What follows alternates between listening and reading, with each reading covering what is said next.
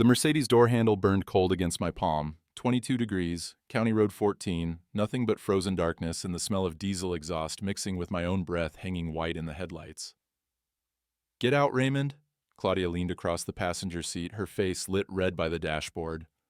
4 years of marriage, and I'd never seen that look before, like I was something she'd scraped off her heel. "Claudia, it's 8 miles to—" "Do whatever you want. I'm done carrying you." The taillights disappeared around the curve. Wind screamed through the bare oaks. I checked my pockets. House keys she'd change anyway. Dead Zippo, $3 in coins. My phone buzzed in my jacket. 18% battery. The notification made me squint. Claudia's car has arrived at 428 Oak Street. I stared at the screen. That wasn't her sister's house. That was Mitchell Voss's address, the banker who handled my farm accounts. My hands started shaking, and it wasn't just the cold. The walk took 3 hours and 42 minutes. I know because I check my phone every half mile, watching the battery drain to 7%, then 4%. The gravel crunched under my boots like breaking bones. Twice I had to sit on the frozen shoulder, hands jammed in my armpits, waiting for my knees to stop shaking. The Timberline Diner's neon sign, half the letters burnt out, just TIRLN remaining, looked like Heaven's Gate when I finally stumbled into the parking lot at N47.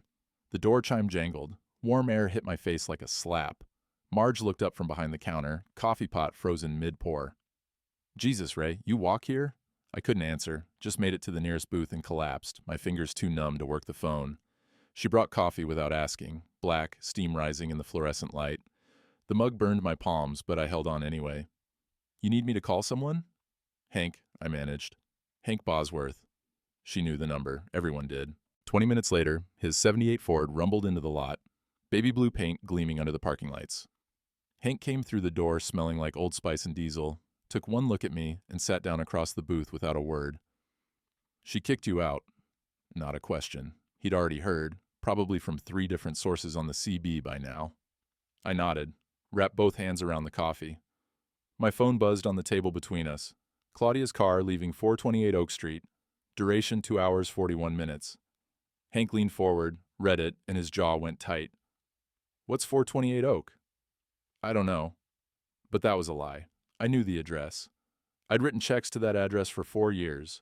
Mortgage payments, property tax, the whole damn financial infrastructure of my life flowing through one man's hands. "That's Mitchell Voss's condo," Hank said quietly. The banker. The coffee turned to acid in my stomach. Hank stood up, dropped a 20 on the table. "Come on. You're staying at my place tonight." "Hank, I can't," wasn't asking. His workshop smelled like motor oil and sawdust.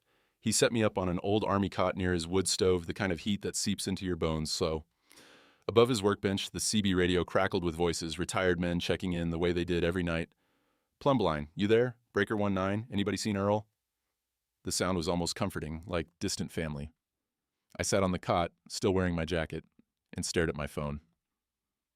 Hank brought me a beer, set it on the floor beside me. "You warm enough?" "Yeah." He settled into his rolling chair, the vinyl squeaking. "You know about the conservation easement, right? Renewal's due March 31st. I looked up. "What?" "The easement on your farm. It's what keeps your property taxes manageable. Gives you that $12,000 yearly tax credit from the USDA. Has to be renewed every 5 years. He took a long pull from his beer. "It's due in 2 months. My head was too foggy to process it. "I'll handle it." "Will you? Because if you don't, that land gets rezoned commercial, makes it sellable, developable." He let that hang in the air. Worth a hell of a lot more to certain people. I thought about Claudia's iPad, how she was always running numbers at breakfast, snapping it shut when I got too close. The CB crackled again. "Plumbline, this is Deacon. You copy?" Hank stood, keyed the mic. "Go ahead, Deacon. Heard about Ray. That banker been sniffing around the Connolly place too. Something ain't right." Hank glanced at me. "Copy that. We'll talk tomorrow. Plumbline out." He hung the mic back up. The stove ticked as the metal cooled. Outside, sleet started tapping against the workshop window. Tiny, insistent fingers. I pulled out my phone one more time. The GPS app was still open. That little blue dot showing Claudia's Mercedes parked in our driveway now. Our driveway, but for how much longer? I scrolled back through the location history, something I'd never done before. Never had a reason to. The dots formed a pattern. Tuesdays, Thursdays, Saturdays. Different addresses, the bank, a law office on Maple, Mitchell's condo, again and again and again. "Hank," I said, "what's 428 Oak Street?" He looked at me from across the workshop, his face half in shadow. "I told you, Mitchell Voss's place. Why would she go there at 6:30 at night while she's kicking me out of the car?" The workshop was quiet, except for the sleet and the distant hum of the CB. Hank set his beer down slow. "How long's that GPS been tracking her?" 4 years, since we got married. I synced our phones, in case of emergencies. And you forgot about it. Yeah. Best mistake you ever made.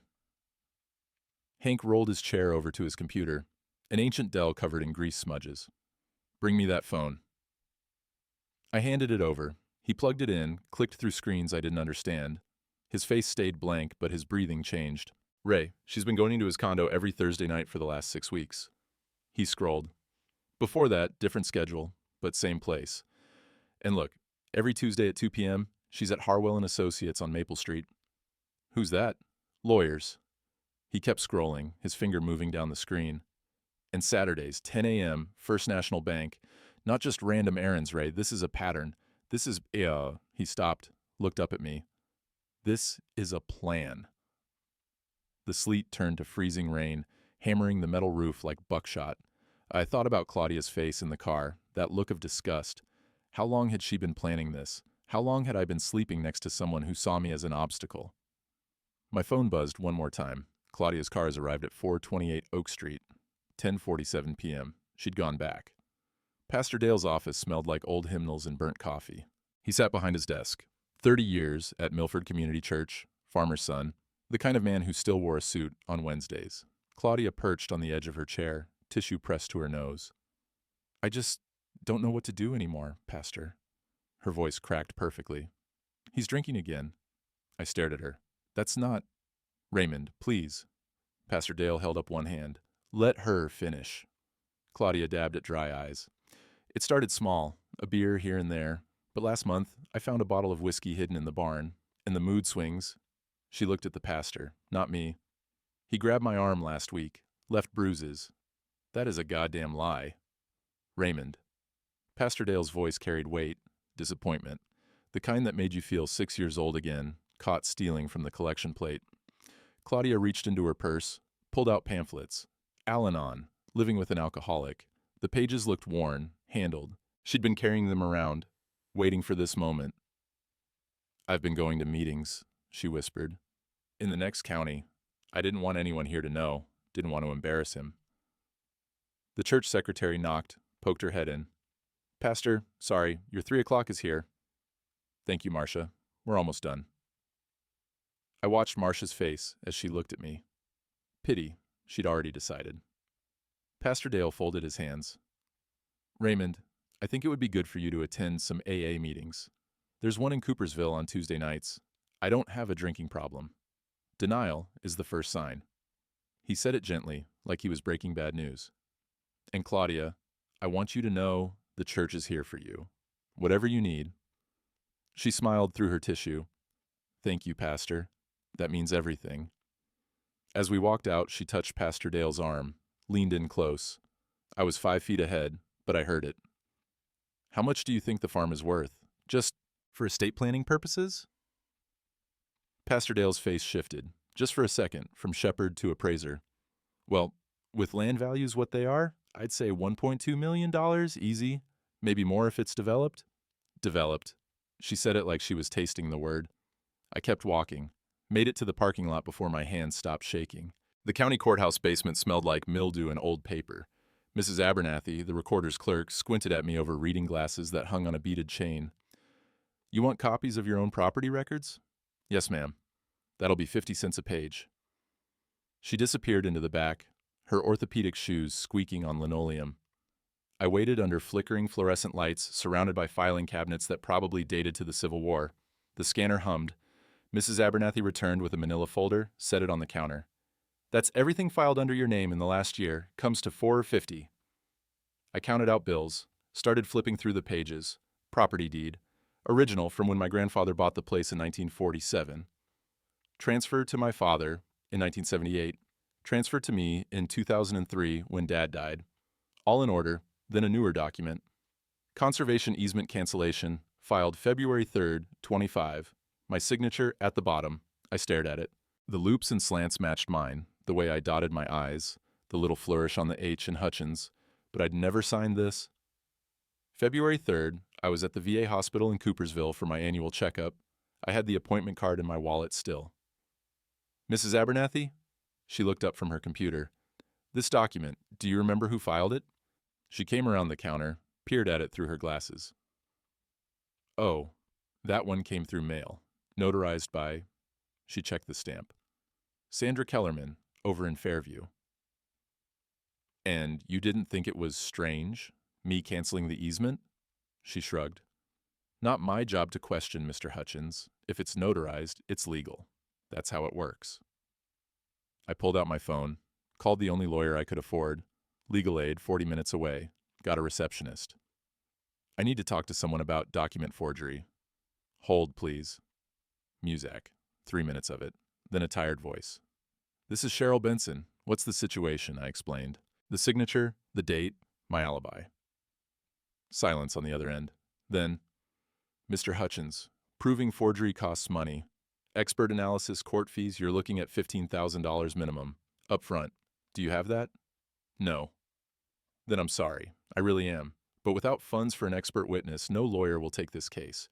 Even if the signature is fake, the burden of proof is on you, and that proof costs more than most people have. The line went dead. I stood there in the basement, under those flickering lights, holding papers that said I'd given away my own rights. Mrs. Abernathy had gone back to her computer, already forgotten about me. I walked back to the counter. Mrs. Abernathy, one more question, she sighed. Yes? Did anyone else request these files recently, before me? Her fingers clicked across her keyboard. Actually, yes, about a month ago. Gentleman in a nice suit, had a Rolex. The floor felt unsteady under my boots. Did he give a name? Didn't have to. Just showed ID, paid his fee. She clicked again. Mitchell Voss, works at First National Bank. Hank's workshop filled with voices that night, not in person, through the CB radio, crackling from speaker to speaker across the county. He'd put out a call on the main channel. Plumb line to all units, need ears on something. I sat on the cot, still holding the courthouse papers while retired men checked in one by one. This is Deacon. Go ahead, Plumbline. Breaker, wrench here. What's the trouble? Sawdust copies. You got me? Hank keyed the mic. Got a situation with Ray Hutchins. His wife's playing games with his property. Documents getting filed he never signed. I'm thinking some of you might have had similar visitors. Static. Then, Earl Simmons' voice came through, thin and uncertain. Plumbline, this is Homestead. Might have something. Can we go secure? Roger that. Switching to channel 19. Hank clicked the dial. The background chatter disappeared, leaving just the hum of dead air until Earl's voice came back, clearer now. That woman, Ray's wife, she came by my place about 6 weeks back, said she was doing consulting work, helping folks maximize their property value, wanted me to sign some papers about the land between our farms, said it was just for a survey authorization. I stood up, walked closer to the radio. What did you do, Earl? Hank asked. Almost signed it. But Dot, you know my wife, she looked at the notary stamp and said, something seemed off. The ink was too perfect, like it had been copied. We told the woman we'd think about it. She left pretty quick after that. Another voice broke in. This is Wendell, over on Route 32. I got approached too. Different pitch. She said there was a development group looking at rural parcels, willing to pay for easement releases. I told her no thanks. Didn't think much of it until now. The radio went quiet for a moment, just the crackle of empty frequency. Then a third voice, this one gravelly with age. Tom Wilkins here. She got to me too. Said I could make $10,000 just for signing a mineral rights release. I'm 76 years old, living on Social Security. That kind of money. I signed before I thought twice. Hank looked at me. I could see it in his face. This was bigger than just my farm. This was a pattern. Tom, you still got copies of what you signed? Hank asked. Nope. She took the only copy, said she'd mail me one. Never did. Homestead back. Plumbline, you thinking what I'm thinking? Yeah. Hank released the mic button, rubbed his face. She's running a scheme. targeting elderly landowners, getting signatures on documents they don't understand. He keyed back in. Listen up, all of you. I need you to spread the word. Anybody else gets approached by Claudia Hutchins or any consultant asking for property signatures, you say no, and you call me immediately. We're going to figure out how deep this goes. Voices acknowledged, one by one, then the channel went quiet. Hank switched back to the main frequency, hung up the mic. She's got a network. Has to. Nobody forges notary stamps alone. I sank back onto the cot. How do we prove it? We start with what we can prove. He rolled his chair over to the workbench, pulled out a legal pad.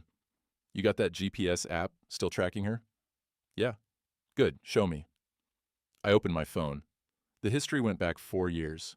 Every place Claudia's Mercedes had been since we synced the devices. Hank started writing down addresses, times, patterns. Look at this. He circled Tuesday. Every single Tuesday at 2 p.m., she's at Harwell and Associates. That's not random errands, Ray. That's appointments. Scheduled. And Thursdays, he tapped Mitchell's address. 7 o'clock, stays 2 to 4 hours, every single Thursday. What about Saturdays? First National Bank, 10 a.m., like clockwork. He looked up from the pad. This is how you build a fraud case. You don't need to prove what she signed. You prove where she was when she signed it. You prove the meetings, the coordination, the pattern of behavior. I scrolled further back in the GPS history. January, December, November. The pattern held. Different variations, but always the same 3 locations. The lawyer, the bank, Mitchell's condo. She's been planning this for months, I said. Longer. Hank pointed at a cluster of dots from last October. Look, October 12th through 15th, she spent 4 days straight going between the lawyer and the bank. That's not casual. That's paperwork. That's setting things up. My hands were shaking again. I need a drink. No, you don't. Hank stood, walked to his mini fridge, pulled out 2 Cokes, tossed me one. You need a clear head, because here's what we're going to do tomorrow. He sat back down, cracked his Coke. The carbonation hissed in the quiet workshop. We're going to print every single GPS location from the last 4 months. We're going to map it, timeline it, show exactly where she's been and when. Then we're going to take that to someone who can actually do something about it. Who? Legal Aid said they won't touch it without money. Not Legal Aid. Hank pulled out his wallet, flipped to an old business card.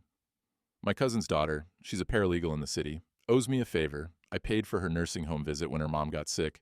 She'll know who to call. I looked at the card. The name meant nothing to me. But the address did. 2 hours away, out of county jurisdiction, away from Mitchell's influence. You think it'll work? I think, Hank said slowly, that she's made one big mistake. What's that? He tapped my phone. She forgot you're smarter than you look, and she definitely forgot about GPS. Outside, the February wind rattled the workshop door. Inside, the wood stove ticked as it cooled. The CB radio hissed with distant voices, other men, other problems, other lives going on while mine fell apart. But for the first time since that frozen highway, I felt something other than cold. I felt angry. And anger, I was learning, was better fuel than despair. The bank's marble floor echoed with every step. I'd put on my good shirt, the one Margaret bought me for our 25th anniversary, and tried to look like a man who still had some dignity left. The security guard by the door watched me. Mitchell's assistant looked up from her desk, her smile freezing when she recognized me. Mr. Hutchins, do you have an appointment? I need to speak with Mitchell, now. Mr. Voss is with a client. I'll wait. I sat in one of the leather chairs. The bank smelled like money, polished wood, fresh flowers on the counter, the faint scent of expensive cologne. My boots left mud on the carpet. I didn't bother wiping it. 20 minutes later, Mitchell emerged from his office with an older couple, shaking their hands, all smiles. He saw me, and the smile flickered. Just for a second. Then it came back, bright and empty. Raymond, what a surprise. We need to talk. Of course. Come in. He gestured toward his office, but I saw him catch the security guard's eye. A small nod. His office was all glass and chrome.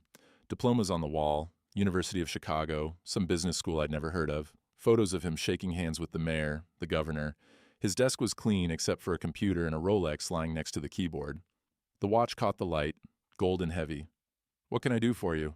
Mitchell sat behind his desk, didn't offer me a chair. You've been meeting with my wife. I'm her banker. I meet with all my clients. Every Thursday night? At your condo? His face stayed smooth. I'm not sure what you're implying, Raymond, but my personal life is none of your business. Oh, and my farm accounts are my business. My property is my business. And you've been in the county recorder's office pulling my files. Public records are public, Raymond. That's what makes them public, he smiled. Is there anything else? I stepped closer to the desk. What are you planning, you and her? I think you should leave. Mitchell picked up his phone. Security. I grabbed the phone from his hand, slammed it back down. The Rolex rattled on the desk.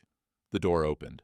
2 security guards, both younger than my son would have been, both big. They took my arms. Mr. Hutchins has an appointment elsewhere, Mitchell said calmly. Help him find the door. They walked me backward through the lobby. Every customer, every teller, every employee watched. The older couple Mitchell had been meeting with stood by the loan desk, faces tight with disapproval. One of them whispered to the other.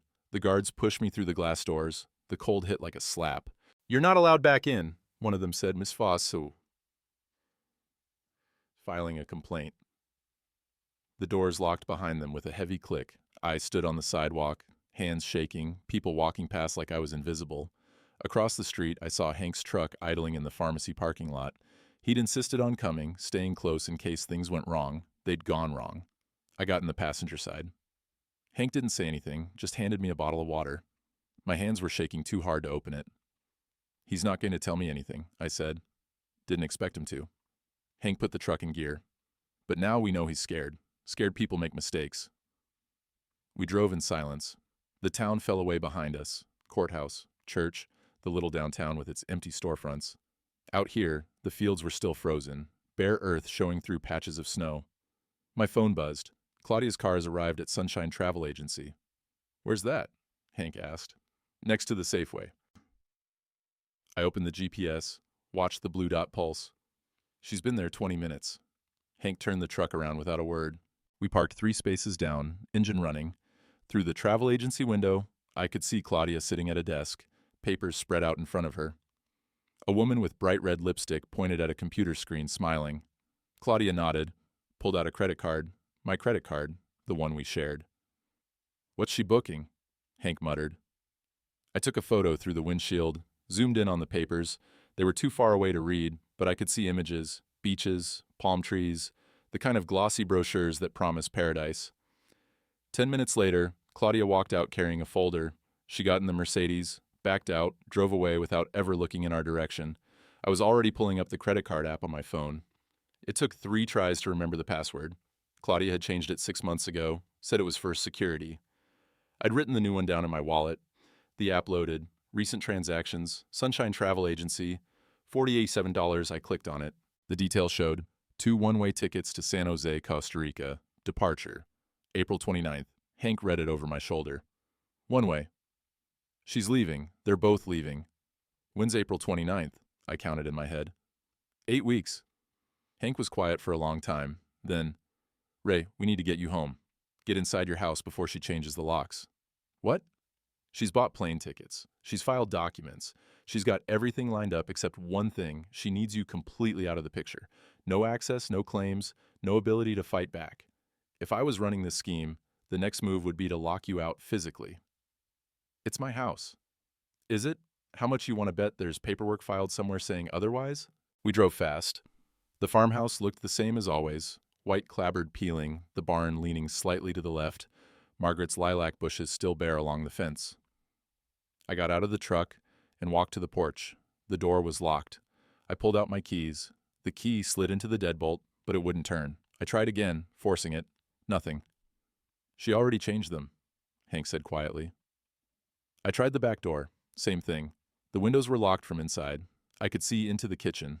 My coffee mug still on the counter from that morning weeks ago, the morning she'd told me to get dressed, to come with her. A sheriff's cruiser pulled into the driveway. Deputy Collins got out, young guy, maybe 30. He'd gone to school with Jenny. He walked up the porch steps holding papers. Raymond Hutchins? Yeah. I need to serve you with these. He handed me 2 envelopes. I'm sorry, Ray, I really am. I opened the first one. Notice of eviction, unauthorized occupant, 30 days to vacate. The second one was thicker, foreclosure notice. First National Bank versus Raymond Hutchins. Amount due, 180,426.50. Due date, April 15, 2025.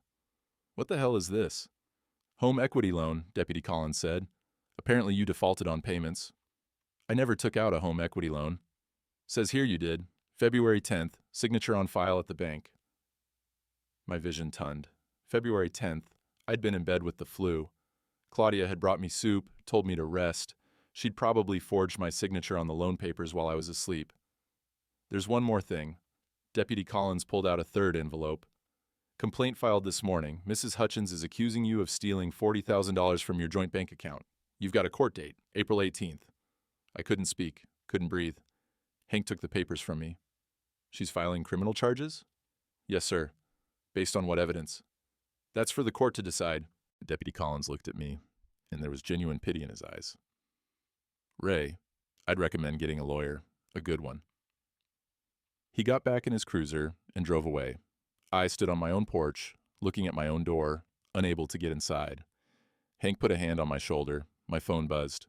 Claudia's car has arrived at 428 Oak Street. She'd gone back to Mitchell's.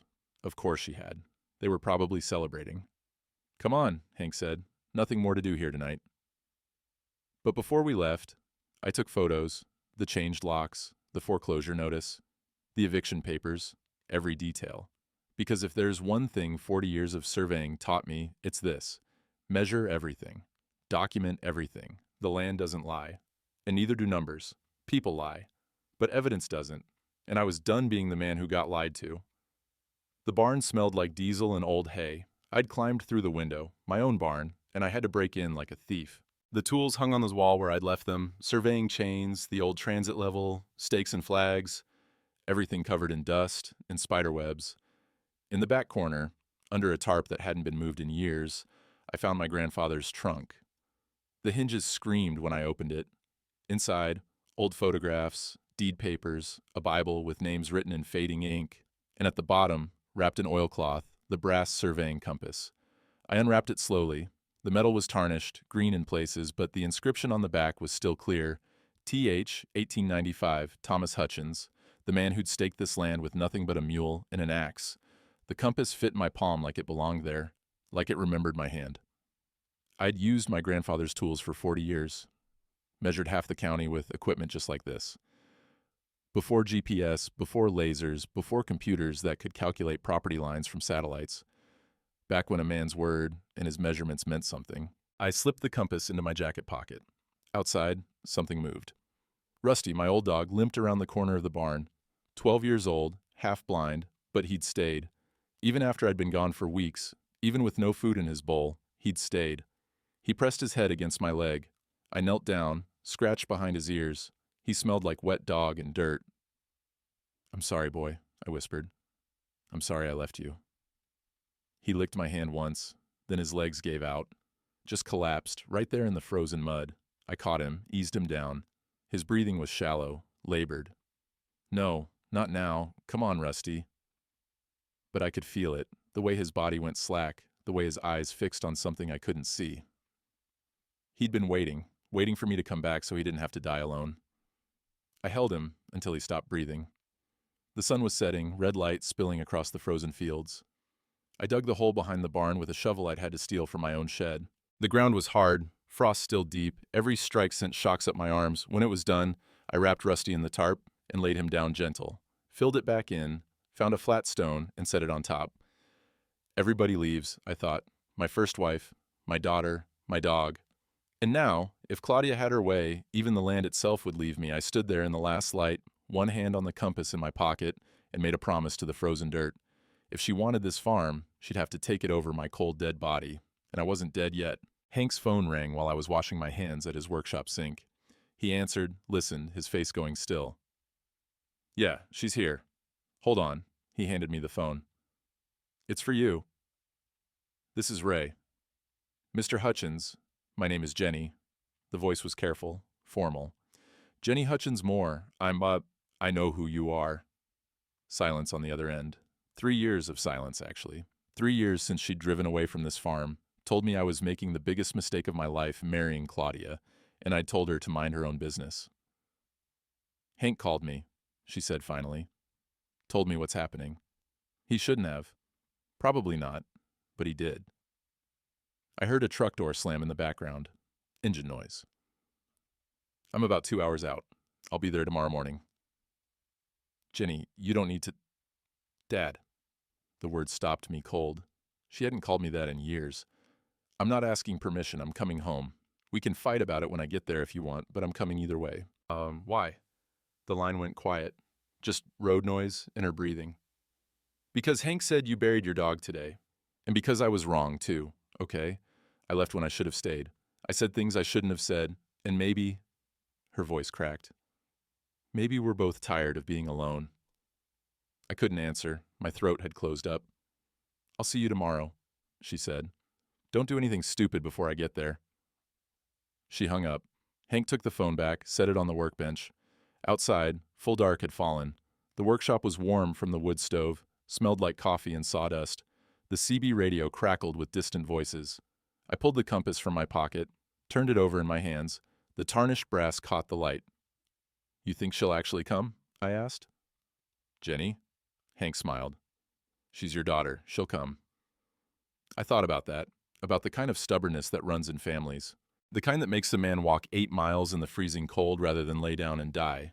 The kind that makes a woman drive 600 miles to help a father who'd chosen a stranger over her warnings. Maybe we were both fools, but at least we'd be fools together. The church basement smelled like potluck casseroles and floor wax. Pastor Dale had called it a prayer meeting for Ray's situation, but when I walked in, I saw what it really was.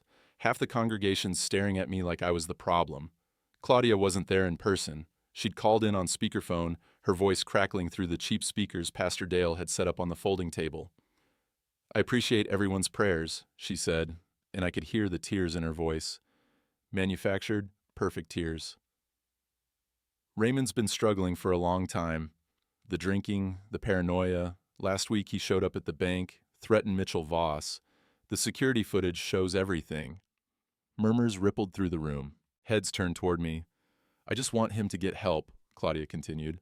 I'm not the enemy here. I'm trying to protect him from himself.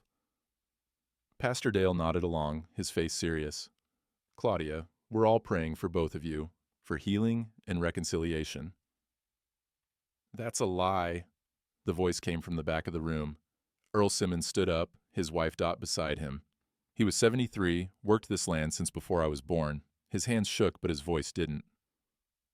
Pastor, I need to say something. Earl, this isn't the time. It is the time. Earl walked to the front, Dot following. Claudia Hutchins came to my house 6 weeks ago, said she was doing real estate consulting, wanted me to sign papers about my land, said it was just for a survey authorization. The room went quiet. I almost did it, but my wife looked at the notary stamp and something wasn't right. The ink was too perfect, like it had been photocopied. Dot nodded. We told her we'd think about it. She left real quick after that. The speakerphone was silent. Then Claudia's voice came back, steady now. I don't know what you're talking about, Mr. Simmons. I've never been to your property. You were driving a white Mercedes. Had an iPad with you. Wore perfume that smelled like... What was it, Dot? Gardenias, Dot said. Expensive kind. Another man stood up. Wendell Price, lived over on Route 32. She came to my place, too.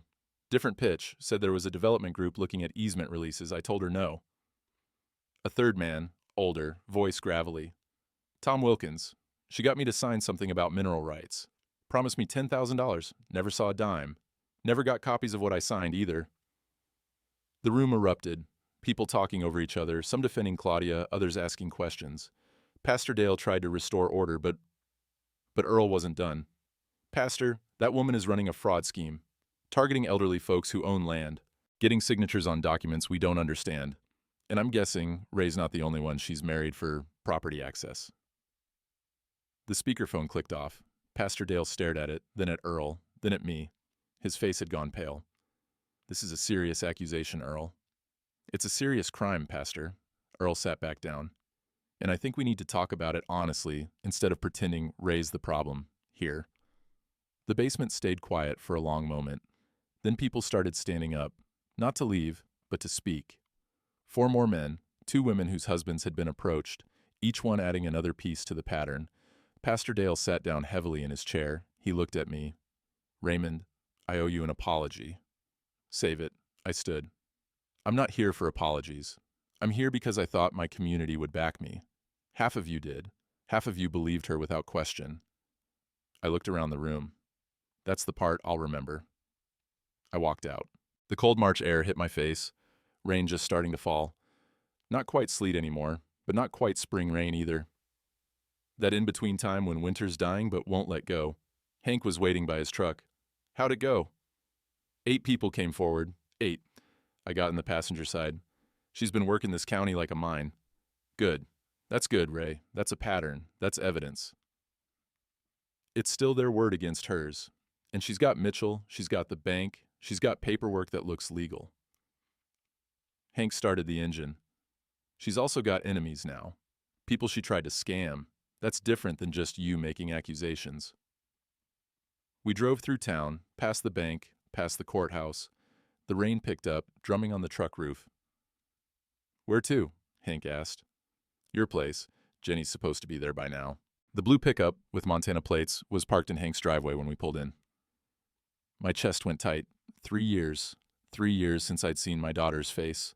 She was sitting on Hank's porch steps, wearing a Carhartt jacket that had seen better days. Thinner than I remembered. Her hair was shorter, streaked with gray she was too young for. When she stood up, I saw she was favoring her right leg. We looked at each other across 10 feet of muddy driveway. Hi, Dad. Jenny. Hank walked past us both. I'm going to make coffee. You two figure yourselves out. The door closed behind him. The rain fell. Jenny shifted her weight, winced slightly. What happened to your leg? Horse threw me last year, shattered my kneecap, ended the training business. She smiled, but it didn't reach her eyes. Turns out insurance doesn't cover much when you're self-employed and broke. I'm sorry. Yeah, well, she looked down. I'm sorry too, about Claudia, about being right, about leaving. You were right to leave. No, she met my eyes. I was right about her. I was wrong about leaving. I should have stayed and fought for you instead of running away because you wouldn't listen. The rain soaked through my jacket. I didn't care. Hank told me you're broke too, I said. She laughed, sharp, bitter. Broke, divorced, crippled, and homeless. Yeah, Dad, I'm a real success story. I'm not here as some hero riding in to save you. I'm here because I've got nowhere else to go, and because... Her voice cracked. Because I lost everything, and I figured maybe we could lose everything together. I crossed the distance between us. She met me halfway. When I hugged her, she felt smaller than she used to, more fragile. But she held on tight, and so did I. I'm glad you're here, I whispered. Me too. We stood there in the rain for a long time. Inside, through the window, I could see Hank moving around his kitchen, giving us space. The compass was heavy in my pocket, pressing against my ribs. Jenny, I need to tell you something. She pulled back, wiped her face. Rain or tears, I couldn't tell. What? I found Grandpa's compass, the one he used to survey this land. The brass one? I thought that was lost. It was in his trunk, in the barn. I pulled it out, showed her. The tarnish, the inscription, the weight of it. The signature on this? TH 1895. It matches the original deed, the handwritten one, before everything went digital.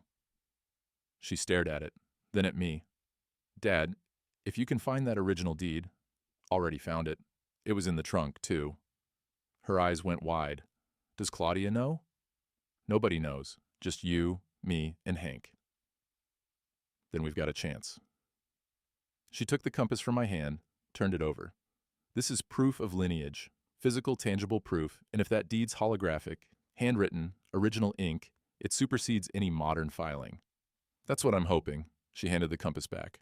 We need a lawyer, a real one. Can't afford it. Then we find one who'll work for a piece of the case, or pro bono, or... She stopped. Wait, Hank said something about legal aid? They want $15,000 up front. Okay, then we raise it. She pulled out her phone. I've still got some contacts in Montana, horse people. They're good at fundraising when one of their own is in trouble. Jenny, I can't ask. You're not asking. I'm offering. She looked at me and I saw Margaret in her face. the stubbornness, the fire. Dad, you spent 40 years raising me alone after Mom died. You put me through school. You gave me everything. Let me give something back. The rain turned to drizzle. Somewhere in the distance, a robin sang, first one I'd heard all year. Spring was coming, and with it, maybe, a chance to fight back. I sat alone in the farmhouse living room, trespassing in my own home, technically. The door was still locked, but Jenny had helped me climb through a back window. The house smelled stale, like no one had opened a window in weeks. Dust covered everything. Margaret's photo sat on the mantel where I'd left it. Wedding day, 1976. She was 23, laughing at something I'd said. I couldn't remember what anymore, just remembered the laugh. I picked up the frame. I'm about to lose everything you and I built, everything your parents left us, and I can't figure out if fighting for it makes me strong or just stupid. The photo didn't answer. It never did. My phone sat on the coffee table, GPS app still tracking. Claudia was at Mitchell's condo again, Thursday night, like clockwork. I could drive over there, confront them both, make a scene. Maybe Mitchell would slip, say something incriminating, or maybe I'd just end up arrested. Pastor Dale's words kept circling in my head. Sometimes mercy is strength. Revenge won't bring Margaret back. He was right about that. Nothing would bring her back. But this wasn't about Margaret. This was about the land. About Thomas Hutchins clearing timber with hand tools in 1895. About my grandfather farming through the Depression. About my father keeping it together during the farm crisis in the 80s.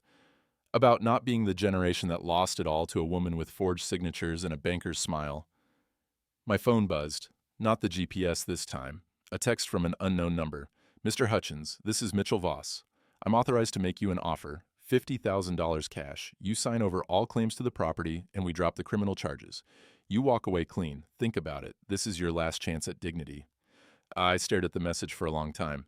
$50,000. Enough to start over somewhere else. Rent an apartment, live quiet, let Jenny get back on her feet. No more fighting, no more lawyers, no more humiliation. All I had to do was give up 130 years of family history. I stood, walked to the window. The field stretched out in the failing light. Mud and patches of snow. Fence lines that needed repair. The barn leaning like it might fall over any day. It was ugly. It was broken. It was mine. I typed back. No. Deleted it. Typed again. Go to hell. Deleted that too. Finally. See you in court. Sent. The reply came immediately. Your funeral. Someone knocked on the front door. I froze. Then realized Claudia wouldn't knock. She'd just walk in. Except she couldn't, because I'd jimmied the lock from inside. Dad? You in there? Jenny. I let her in through the back. She had another woman with her. Early 30s, sharp business suit, carrying a briefcase that looked like it cost more than my truck. Dad, this is Ms. Tremont. She's from Legal Aid in the city. She drove down to meet us. Ms. Tremont held out her hand. Mr. Hutchins, Hank Bosworth called our office, said you have an unusual case involving document forgery and elder fraud. He also mentioned 8 potential victims. 7, I said. Tom Wilkins already signed. The rest of us caught on. 8 victims is better than 1 victim. She set her briefcase on the kitchen table. Makes it a pattern crime. Federal investigators care about pattern crimes. May I see the original deed? Jenny pulled it from her jacket. We'd been keeping it on her, safer that way. Ms. Tremont examined it under the kitchen light, her eyes scanning the faded handwriting. Holographic deed, 1895. Original signatures, no notary required back then. This is legitimate. She looked up. And you have the compass that matches the signature? I showed her. She photographed it, photographed the deed, made notes on her tablet. Here's the situation, she said. Your wife has filed documents with forged signatures. You have proof, the original deed, testimony from 7 other victims, GPS location data showing coordination with a banker. That's strong, but it's not enough yet. What else do we need? We need her to make a mistake, a big one. Ms. Tremont pulled out a folder. I've been looking into Mitchell Voss. He's not just a banker. He's been investigated twice for mortgage fraud. Never charged, but the complaints are there. And 3 years ago, there was a suspicious life insurance claim involving his former business partner's widow. She received nothing. He received a promotion. Jenny and I exchanged looks. You think Claudia's done this before? I asked. I think she has a type. Elderly men with property. And I think Mitchell has a type too. Women who can be convinced to do illegal things for the promise of money. Ms. Tremont closed the folder. The question is, How do we prove it before they leave the country? They're leaving April 29th, I said. One-way tickets to Costa Rica. 6 weeks. Ms. Tremont did math in her head. Your foreclosure is due April 15th. Court date for the theft charges is April 18th. They're timing this perfectly. By the time the legal system moves, they'll be gone. So what do we do? She smiled. It wasn't a nice smile. We give them what they want, we make them think they've won, and then we catch them with the evidence in hand. How? We need someone to approach them, someone they don't know, someone who looks like their usual target, elderly, landowner, vulnerable. We need them to try the scam one more time, on record, with witnesses. Jenny shook her head. That's entrapment. It's not entrapment if they initiate the contact. We just make it easy for them to find a target. Ms. Tremont looked at me. Do you know any elderly landowners who'd be willing to help? Someone Claudia hasn't approached yet? I thought about it. Then, Hank, she's never tried him. His land borders mine. 200 acres. Been in his family since the 40s. She'd want it. Would he do it? He'd walk through fire if I asked him. Good. Ms. Tremont pulled out a recording device, small enough to fit in a shirt pocket. Here's what we need. Hank lets it slip at the right place. Maybe the diner, maybe the hardware store that he's thinking about selling. Needs money for medical bills, something believable. Word gets back to Claudia. She approaches him. He wears this, gets her to explain the whole scheme on tape. And if she doesn't take the bait, then we go to Plan B. Miss Tremont didn't elaborate on what Plan B was. I wasn't sure I wanted to know. Jenny picked up the recording device. This is legal? Recording someone who's trying to defraud you?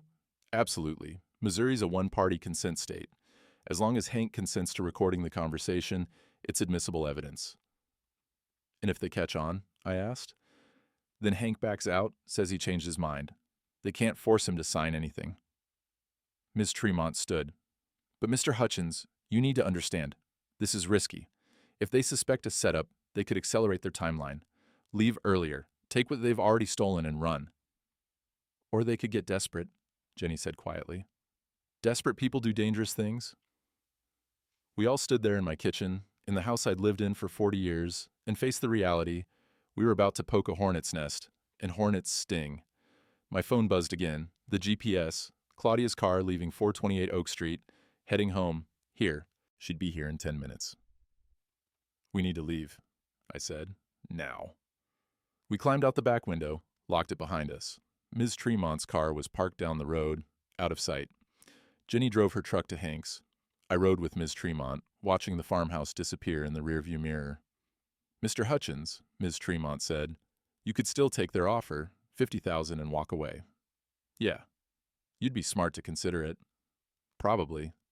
So why aren't you? I pulled out the compass, turned it over in my hands, felt the weight of it, the tarnish from 130 years of use. Because my great-grandfather didn't clear this land so I could sell it to thieves. Because my daughter came back when she didn't have to. And because sometimes you have to fight, even when fighting's stupid. Ms. Tremont was quiet for a moment. Then, my grandmother lost her farm to a scheme like this. Bank fraud, forged papers. She died 6 months later, never recovered from it. She glanced at me. I'll work this case for free, Mr. Hutchins. We win, you pay me from the settlement. We lose, you owe me nothing. Why? Because some fights are worth having, even the stupid ones. We drove the rest of the way in silence. Behind us, Claudia's Mercedes pulled into the farmhouse driveway. The GPS dot pulsed on my phone. She was home, but it wasn't her home, not yet. And if I had anything to say about it, not ever. The plan worked better than we'd hoped. Hank spent 2 days at the Timberline Diner, coffee cup in hand, mentioning to anyone who'd listen that his back was getting bad, might need surgery, didn't have the insurance to cover it, said he was thinking about selling some acreage to pay for it. Word traveled fast in a small town. 3 days later, Claudia called him. Hank stood in his workshop with the phone on speaker, the recording device in his shirt pocket, Jenny and me listening in silence. Mr. Bosworth, this is Claudia Hutchins. I heard you might be interested in selling some property. Oh, well, I've been thinking about it. Hank's voice was perfect, tired, uncertain, Exactly what a 71-year-old man with medical bills would sound like. Nothing's decided yet. I'd love to discuss it with you. I do consulting work, help landowners maximize their value. Would you be available to meet? Maybe tomorrow? I suppose so. Where? How about the diner? Say 2 o'clock? That works. Wonderful. I'm looking forward to it, Mr. Bosworth. She hung up. Hank looked at us, his face grim. She took it. The next day, Jenny and I sat in Miss Tremont's car, parked 3 spaces down from the diner's front window. We had a clear view of the booth where Hank sat, coffee cup in front of him, the recording device hidden in his flannel shirt pocket. Claudia arrived exactly at 2. She slid into the booth across from Hank, pulling out her iPad. Even from here, I could see her smile. Warm, trustworthy, the smile that had convinced me to marry her. Miss Tremont had a parabolic microphone pointed at the window. We could hear everything. Mr. Bosworth, thank you for meeting with me.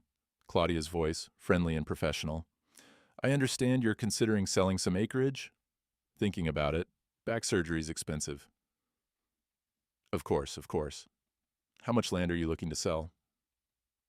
Maybe 40 acres? The back section? Near Ray Hutchins' place? There was a pause. You know Raymond? Known him 40 years. We were surveying partners.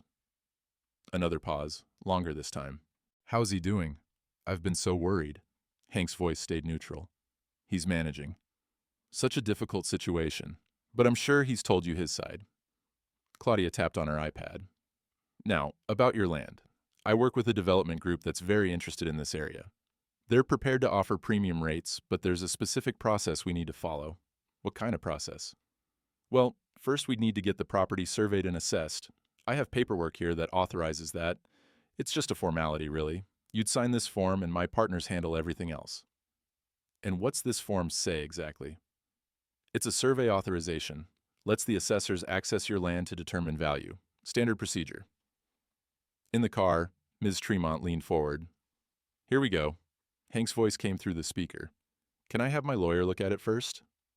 Of course, but the development group is only in the area this week. If we wait, they'll move on to other properties. Claudia's tone shifted, still friendly but with an edge now. Mr. Bosworth, I'm trying to help you. This is a time-sensitive opportunity. I appreciate that, but I'd still like my lawyer to review it. Certainly. A rustling sound, papers being put away. Though I should mention, the notary I work with charges extra for rush jobs. If you wait, you'll need to cover that cost out of pocket. It's about $500. $500 just to notarize? For expedited service, yes. Unless you'd prefer to use the authorization I have here, it's pre-notarized for your convenience. Saves you time and money. Jenny gripped my arm. Pre-notarized. She just admitted to fraud on tape. Hank's voice. Pre-notarized? How's that work? My notary signs and stamps blank forms. Very common in real estate consulting. It's all legal, I assure you.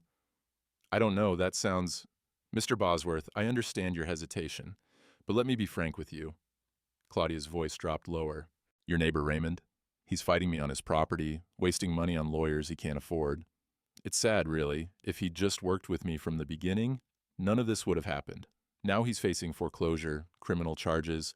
He'll lose everything. That's a shame. It is. So, let me ask you, do you want to be smart about this? Or do you want to end up like Raymond, broken? Silence for a long moment. Then Hank. I think I need to use the restroom. Excuse me? He stood, walked toward the back of the diner, passing right by our car, made eye contact for just a second, kept walking. 3 minutes later, he came back, sat down. You know, Miss Hutchins, I've been thinking, I'm not ready to sell just yet. Maybe next year. Claudia's voice went cold. Mr. Bosworth, I've spent time preparing this proposal, and I appreciate it, but the answer's no. You're making a mistake. Maybe, but it's my mistake to make. Another pause. Then the sound of Claudia gathering her things. When you change your mind, and you will, don't bother calling me. You'll have missed your chance. She walked out, got in her Mercedes, drove away. Hank came to the car, climbed in the back seat. His hands were shaking. Jesus Christ, he breathed. That woman is a snake. Ms. Tremont was already pulling out her phone. I got it all. Pre-notarized documents, intimidation tactics, direct threat regarding your criminal case. This is gold, Mr. Hutchins. Solid gold. What now? I asked. Now we move fast. She started the car. They don't know we recorded that, but Claudia will be spooked.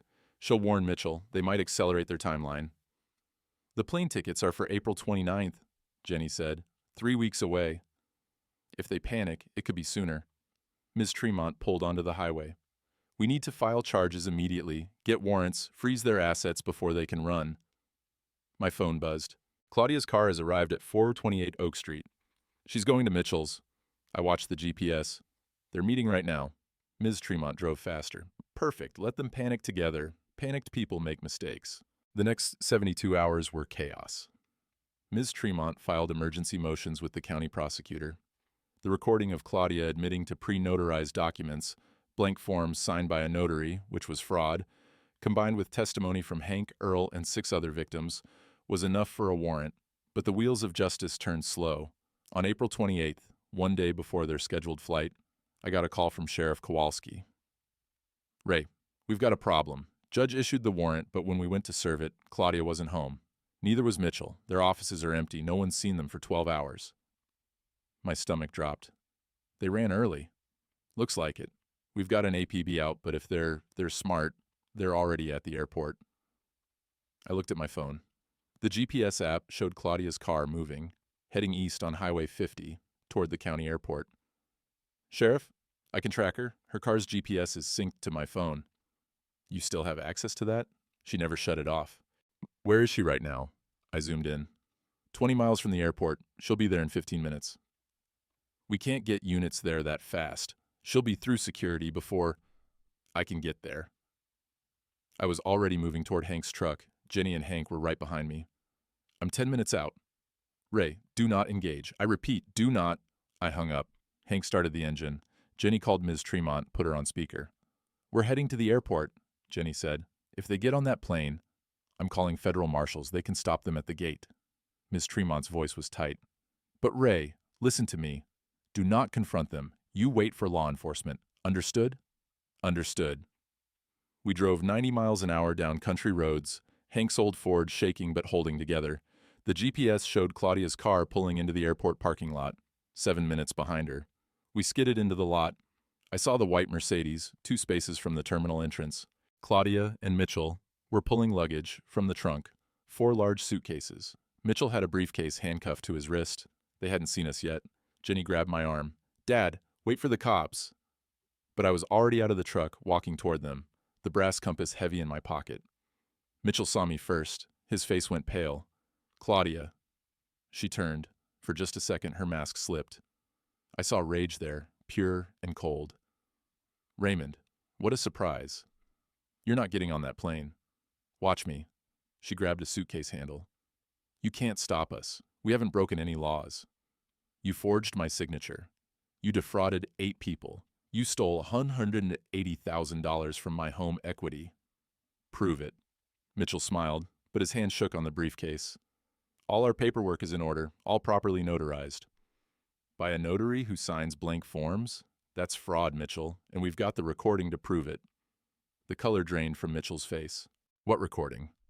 The one where Claudia admits to using pre-notarized documents, where she threatens Hank Bosworth, where she describes exactly how your scam works. I stepped closer. You made one mistake.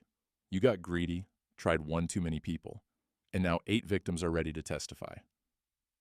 Sirens in the distance, getting closer. Claudia's face twisted. You stupid old man. That farm should have been mine. I earned it, putting up with you for 4 years. Claudia, shut up. Mitchell grabbed her arm. No, I'm done pretending. She turned on me, all the fake kindness gone. You were nothing, a lonely widower, pathetic and desperate. I gave you companionship, gave you attention, and all I asked was what you were going to lose anyway. A broken-down farm you couldn't afford to maintain. But you couldn't just accept it. You had to fight. Sheriff's cruisers pulled into the parking lot, lights flashing. You know what the worst part is? I said quietly. You could have just asked. Could have talked to me about the farm, about money, about what we needed. I would have worked with you, but you didn't want a partnership. You wanted a mark. 4 deputies surrounded us, weapons drawn. Mitchell Voss, Claudia Hutchins, you're under arrest for conspiracy to commit fraud, forgery, and grand larceny. Mitchell dropped the briefcase. One of the deputies opened it. Cash. Stacks and stacks of $100 bills.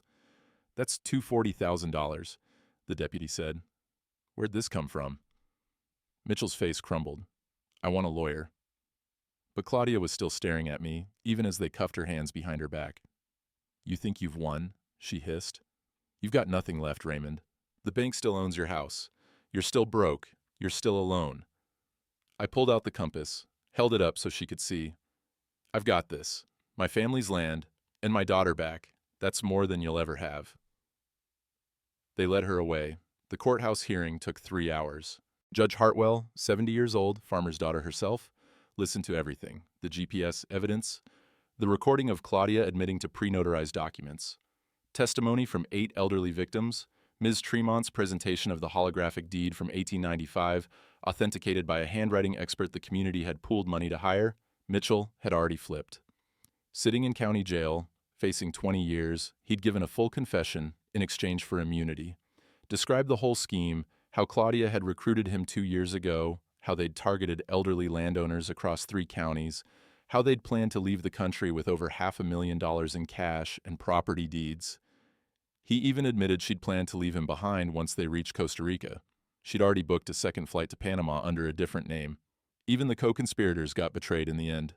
Judge Hartwell reviewed the original deed one final time, ran her finger over the faded ink, the signature that matched the compass now sitting on the evidence table. This court finds that the 1895 holographic deed, signed by Thomas Hutchins and properly transferred through subsequent generations, supersedes all modern filings. The property known as the Hutchins Homestead is hereby restored to Raymond Hutchins, free and clear of all fraudulent claims and encumbrances. She looked at me over her reading glasses. Mr. Hutchins, I owe you an apology. This court system failed you. We should have caught this fraud sooner. We should have questioned documents more carefully. We didn't. I'm sorry. She banged her gavel. Criminal charges against Claudia Hutchins are filed with the state. Charges against Raymond Hutchins are dismissed with prejudice. Mrs. Hutchins and Mr. Voss are remanded to county jail pending trial. This court is adjourned. Jenny grabbed my hand, squeezed it tight. Hank slapped my shoulder. Miss Tremont smiled, the first genuine smile I'd seen from her. We walked out of the courthouse into May sunshine. The air smelled like fresh-cut grass and possibility. Across the street, lilacs were blooming, deep purple, the way Margaret used to love. What now? Jenny asked. Now, I said, we go home, and we fix what's broken. The first thing we did was restake the property corners. Jenny drove the wooden posts while I measured with Grandpa's compass and called out numbers. Hank helped, passing tools, checking angles the way we'd done for 40 years. The posts went in clean and true, white paint marking the boundaries, visible from the road. That one's off by 3 inches, I called to Jenny. She pulled it, reset it, drove it again. Better? I sighted down the line. Perfect. We worked until sunset, marking every corner, every fence line. When we were done, the farm had clear boundaries again, legal, documented, ours. Jenny planted a lilac bush next to Margaret's originals. The new one was small, barely 2 feet tall, but it was alive. Growing. I knelt down beside it, touched the leaves. Your grandmother planted these in 1985, said they come back no matter how hard the winter. She was right. Jenny knelt beside me. About a lot of things. I pulled the compass from my pocket. The brass caught the last light of day, warm and golden. I held it out to her. This is yours now. You keep it honest. Dad, I can't. You can. You will. I pressed it into her hand. I'm staying in Hank's workshop until I get the house fixed up. But this farm, it's yours, Jenny. You raise your horses. You rebuild the barn. You make it what it's supposed to be. She looked at the compass, then at me, tears running down her face. What about you? I'll be here, just in a different role. I smiled. Every good operation needs a foreman, and I'm too old to boss myself around anymore. She hugged me, the compass between us, pressing into both our chests. Okay, she whispered. Okay, Dad. We'll do it together. 2 weeks later, I was sitting at the Timberline Diner, 6 a.m., same booth I always used. Hank across from me, Earl 2 tables over, Wendell by the window. The morning coffee crowd, same as it'd been for 30 years. My phone sat on the table. No GPS app anymore. I deleted it the day after the trial. Didn't need to track anybody. Didn't need to know where people were. Knew everything I needed to know just by looking around. Jenny's blue pickup pulled into the driveway at home. I could see it from here, 5 miles out, just a speck but recognizable. She'd be feeding the horses, checking the new foal, planning the day's work. Hank pushed a fresh cup of coffee across the table. What are you thinking about? Thinking about how close I came to losing everything. But you didn't? No, I didn't. I picked up the coffee, felt the warmth through the ceramic. Lost a wife who was never really mine. Lost 4 years I won't get back. But I got my daughter back, got the land back, got myself back. Earl walked over, pulled up a chair. Ray, heard Jenny's planning to expand the stable operation. She hiring? She might be. You know horses? My granddaughter does. She's looking for work. Tell her to come by. This was how it worked. Community, people helping people, the way it was supposed to be. Marge refilled my coffee without asking. On the house, Ray. You don't have to do that. I know, doing it anyway. She walked off. The diner smelled like bacon and fresh coffee, the good smells of morning and routine and life going on. I looked out the window. May sunshine on new grass, robins building nests in the barn eaves, the lilac bushes in full bloom. Spring had finally come, and I was still here to see it. Folks ask me sometimes if I regret marrying Claudia. The honest answer? I regret not listening to Jenny, but if I hadn't married that woman, I wouldn't have learned what I was made of, and I wouldn't have gotten my daughter back. My grandfather used to say, the land doesn't care who holds the deed, it cares who tends it. Claudia wanted to own it, Jenny wants to tend it. That's the difference between greed and stewardship. Margaret planted those lilac bushes every spring, said they come back no matter how hard the winter. She was right about that. And about most other things. I stand at the fence line these days, watching Jenny work the horses in the pasture. She's got 3 now, planning for 6 by fall. The foal runs beside its mother, all legs and awkwardness, learning how the world works. The lilacs bloom purple against the white fence posts, mixing their scent with fresh-turned earth and morning coffee from my thermos. The brass compass sits on the fence post next to me, catching sunlight. I don't carry it anymore. That's Jenny's job now. But sometimes I hold it, feel the weight of it, the tarnish from 130 years of honest work. Some men spend their whole lives building empires. I spent mine trying to keep 80 acres honest. Nearly lost it to a woman with an iPad. And forged signatures. But you can't fake earth. You can't forge dirt under your fingernails. And you sure as hell can't steal land from people who've bled into it for generations. The phone in my pocket stays quiet. No GPS tracking, no surveillance, no watching where people go. Don't need it anymore. Jenny whistles from the pasture, waves. I wave back. Got everything I need right here. 80 acres, 1 daughter, and enough spring left to plant something worth leaving behind. The land remembers. Even when we forget, the land remembers who tends it, and that's enough.